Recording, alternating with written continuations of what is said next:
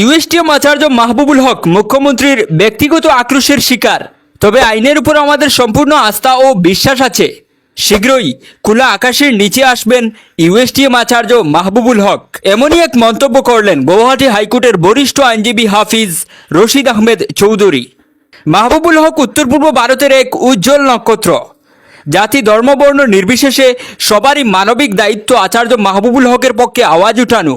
কেউ যেন শাসক দলের হয়ে কোনো নেতা মন্ত্রীদের কাছে মাহবুবুল হকের হয়ে সাহায্য প্রার্থনা না করি। যেহেতু হেডমাস্টারের সরাসরি আক্রোশের শিকার আচার্য মাহবুবুল, আমার জানা মতে মাহবুবুল হক কোনো দিনও অন্যায়ের কাছে আত্মসমর্পণ করেননি। ঠিক এভাবেই নিজ ফেসবুকে যে বার্তা দিলেন হাফিজ রশিদ আহমেদ চৌধুরী। দেখে নিন কি বললেন হাফিজ রশিদ আহমেদ। আসসালামু আলাইকুম রহমতুল্লাহি ওয়া বারাকাতুহু।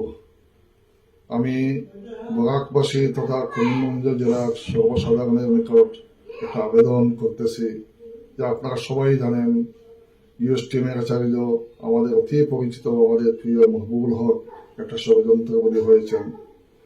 আজকে মুখ্যমন্ত্রী নিজের ব্যক্তিগত আক্রোশের বলি হয়েছেন উনি। আপনারা দেখেছেন যে আদালতের জামিন দেওয়ার পরেও পুলিশ প্রশাসনকে ব্যবহার করে লোকের উপর জবরদস্তি করে আরো মামলা নিয়ে দেওয়ার চেষ্টা করতেছেন। মুখ্যমন্ত্রী নিজেই বলতেছেন যে আমি নিজে ঠিক করবো কে কতদিন জেলে থাকবে, এই ধরনের একটা ধারণা উনি দিতেছেন মানুষকে।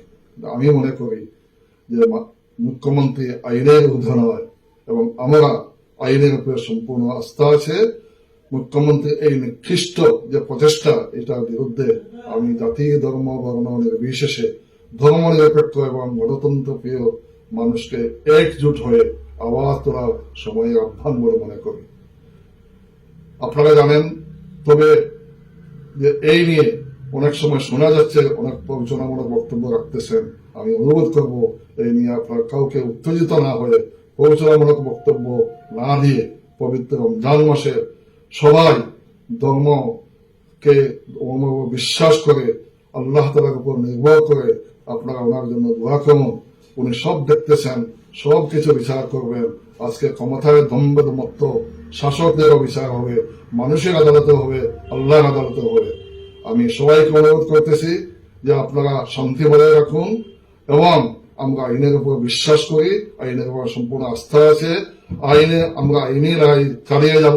আপনারা শুধু আমাদের জন্য দোয়া করবেন যাতে আমরা আইনের লড়াইতে যাতে আমরা জয়ী হতে পারি, সত্যের জয় যাতে হয়।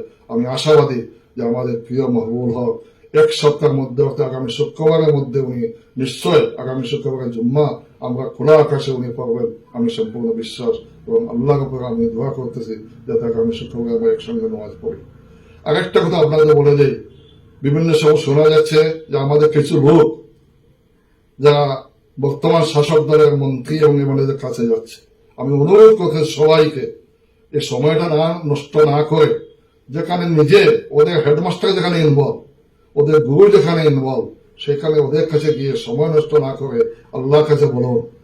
কারণ আপনারা যদি মানুষের কাছে আবেদন করেন, সারেন্ডার করেন, ইমানের পক্ষে আল্লাহ তাআলা ইমানের পক্ষে নেবে আপনাদের।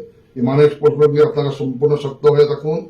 আল্লাহ তাআলার যে নিকটে জুম্মার সময় নামাজ পড়ুন, কোনোতে নাজিরা পড়ুন, অন্যান্য যেগুলো দিয়ে আছে ইবাদত বন্দী করুন। মানুষের হাতে কোনোদিন ইসলামী শিক্ষা দেয়, মানুষের কাছে ভিক্ষা করে মাহবুবুলকের এর জন্য আপনারা ভিক্ষা করবেন তাদের কাছে।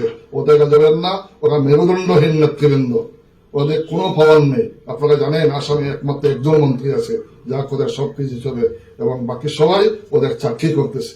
আমি আশা করব এই চাকরদের নিকট গিয়ে আপনারা কোনো সময় নিজের সময় নষ্ট করবেন না, নিজের ব্যক্তিত্বকে হারাবেন না। আপনারা এই অনুরোধ করে আপনাদের করে আমার জন্য দোয়া করবেন, সবার জন্য দোয়া করবেন, দেশের জন্য দোয়া করবেন। আমরা সবাই মিলে যাতে জাতি ধর্ম বর্ণ নির্বিশেষে সবাই শান্তিতে ভ্রাতৃত্ববোধ নিয়ে এই পবিত্র রমজান মাসে যা শিক্ষা দিয়েছে আমাদের, সেই শিক্ষার মধ্যে প্রতি হয় আমরা যাতে আমাদের জীবনযাপন করতে পারি। আলহামদুলিল্লাহ রাব্বিল আলামিন।